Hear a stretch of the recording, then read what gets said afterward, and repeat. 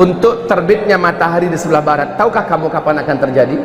Dia akan terjadi ketika di mana seluruh pintu taubat sudah ditutup oleh Allah Subhanahu wa taala. Orang yang mau taubat sudah terlambat. Orang yang menyatakan ingin syahadat memasuk Islam sudah telat. Allah Subhanahu wa taala sudah tidak lagi mendengarkan taubat mereka. Malam kali itu sangat lama, terasa sangat panjang. Kemana perginya matahari?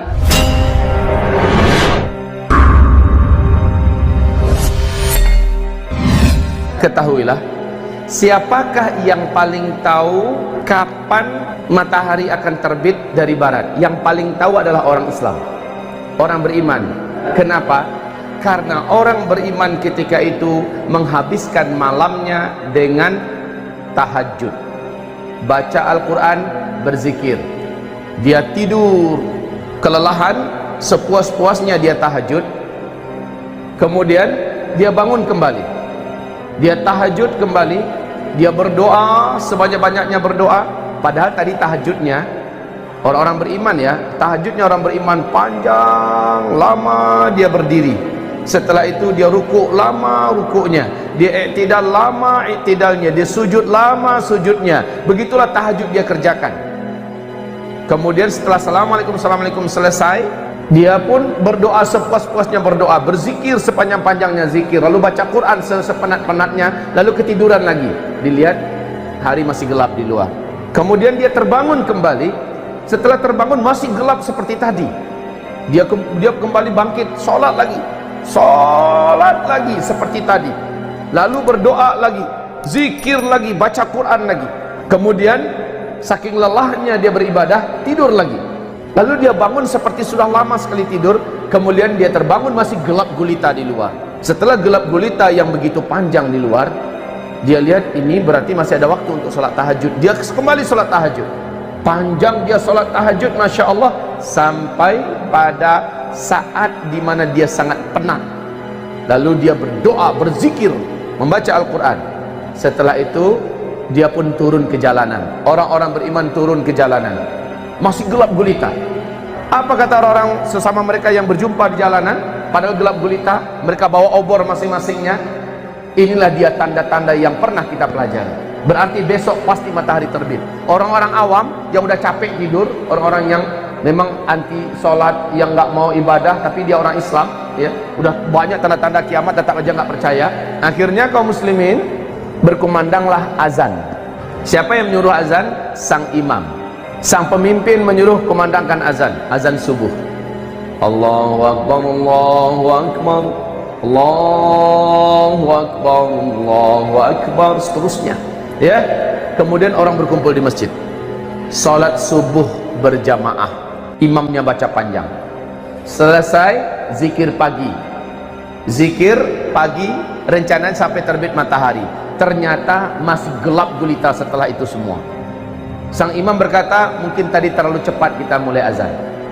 Coba lihat, kemana jam tangan perginya? Jam tangan kemana? Obor untuk lihat jam kan ada, kemana jam tangan? Jangan lupa, ini teknologi, semua yang bersifat teknologi sudah selesai.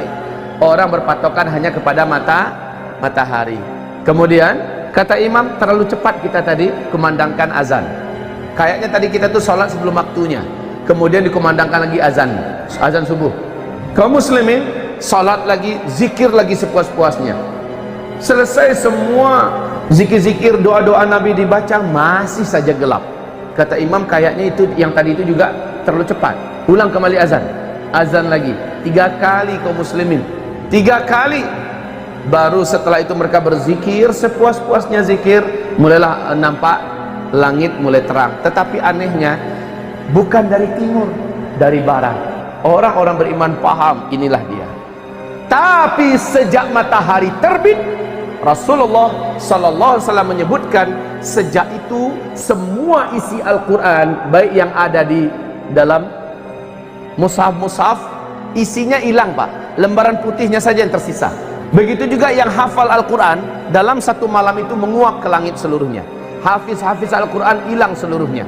Bahkan Al-Fatihah yang paling akrab sudah lupa semuanya hilang. Tetapi kaum muslimin yang kami muliakan, orang-orang beriman telah tercatat Hari ini iman kalian yang beriman telah sah, kata Allah. Hari ini seluruh amalan orang-orang yang pernah beramal telah diterima. Dan sejak itu tidak ada lagi amalan, tidak ada lagi sholat, tidak ada lagi puasa. Tapi itu kaum muslimin, matahari hanya terbit setengah hari saja, setengah hari saja. Dari sebelah barat, itu barat umpamanya, terbit hanya setengah hari. Rasul berkata dia kembali bergeser, kembali tenggelam di tempat biasanya dia tenggelam di sebelah barat. Kemudian besoknya dia terbit normal seperti biasa dari sebelah timur. Coba lihat begitu cepatnya. Tayyib, kita lanjutkan kaum muslimin yang kami muliakan. Malam kali itu sangat lama, terasa sangat panjang. Kemana perginya matahari? Nah, ini ada hadis yang panjang dari Imam Muslim. Mari kita simak.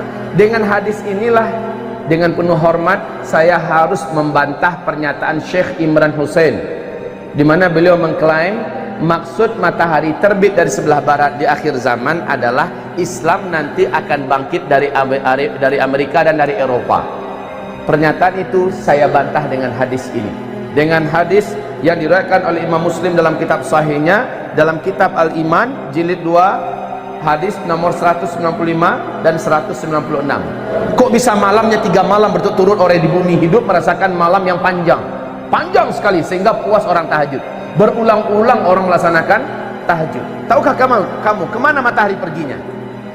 Matahari tidak ditutup oleh Allah, tidak, tapi memang dia pergi memenuhi panggilan Allah. Ngapain?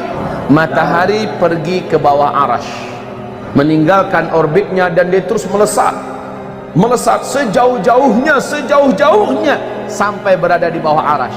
Berarti matahari sudah keluar dari seluruh alam semesta dengan kecepatan yang hanya Allah yang memberikan, sampai di bawah arash, tepat dekat Sidratul Muntaha. Di situ dia sujud. Matahari sujud macam mana bentuknya entah, pokoknya dalam hadis dia sujud kepada Allah subhanahu wa ta'ala. Fakta ilmiah yang tidak akan pernah bisa diketahui oleh para pakar dan ahli astronomi manapun sampai hari kiamat, kecuali dari hadis ini, bahwa matahari telah pernah meninggalkan bumi sebanyak 2 kali sebelumnya. Ini hadisnya. Matahari pernah pergi meninggalkan bumi sebanyak 2 kali sebelumnya. Kali ketiga baru Allah perintahkan, terbitlah engkau dari tempat biasanya engkau tenggelam. Dengar hadisnya tadi?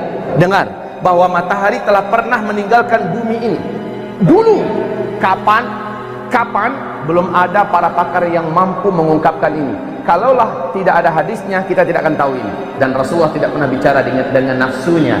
Seluruh yang dikatakan adalah wahyu yang diwahyukan kepadanya.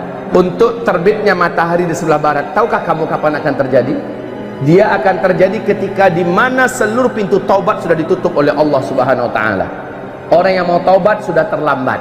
Orang yang menyatakan ingin syahadat memasuk Islam sudah telat. Allah subhanahu wa ta'ala sudah tidak lagi mendengarkan taubat mereka. Di kitab ensiklopedia akhir zaman, Rasulullah bersabda sallallahu alaihi wasallam, tempat terbitnya matahari dari sebelah barat, tempat terbitnya matahari, tenggelamnya matahari di sebelah barat, itu adalah pintu taubat yang ternganga. Jarak pintu taubat itu, kata Rasulullah SAW, 70 tahun perjalanan. Tidak tahu 70 tahun perjalanan cahaya atau perjalanan apa, pokoknya lebarnya pintu taubat itu terbuka adalah 70 tahun. Tapi ketika matahari terbit dari sebelah barat, sejak itu pintu tersebut tertutup rapat, maka tidak ada lagi taubat. Tidak ada lagi taubat. Orang yang ingin bersyahadat memasuk Islam sudah tidak lagi diterima. Bahkan sejak matahari terbit dari sebelah barat, tidak ada lagi sholat duha, tidak ada lagi sholat zuhur, tidak ada lagi sholat asar.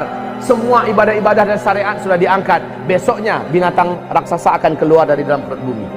Malam harinya Al-Quran sudah dipanggil oleh Allah kepada sumbernya, kepada zatnya.